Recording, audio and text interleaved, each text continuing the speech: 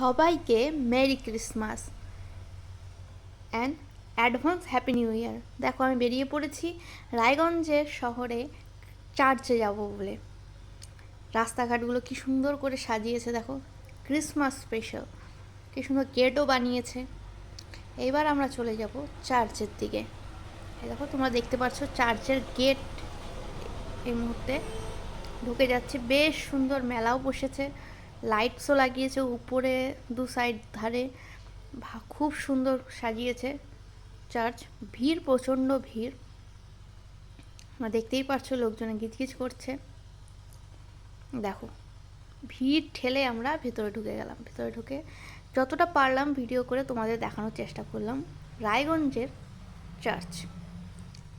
তারপর আমরা চলে গেলাম সেভেন্থ হেভেনে কেক খাবো বলে, কিন্তু দুর্ভাগ্যবশত আমরা পেস্ট্রি পেলাম না। এরকম সব বড় বড় কেকগুলো রয়েছে, দুজনের জন্য আর কি বড় কেক কিনবো। আমার পেস্ট্রিটা রয়ে গেল ডিউ। আমি ফ্রুট কেক ভালোবাসি না, তাই আমার পেস্ট্রি ডিউ আর ফ্রুট কেক নিয়ে বাড়ি চলে আসলাম। ক্রিসমাস বলে কথা, কেক তো খেতেই হবে। ফ্রুট কেক নিয়ে কাটা হলো। আর সবাইকে মেরি ক্রিসমাস, সবার খুব আনন্দে কাটুক দিনগুলো, and advance happy new year. ভালো থেকো, বাই বাই, অ্যান্ড সাবস্ক্রাইব করতে ভুলো না আমার চ্যানেলটি। বাই।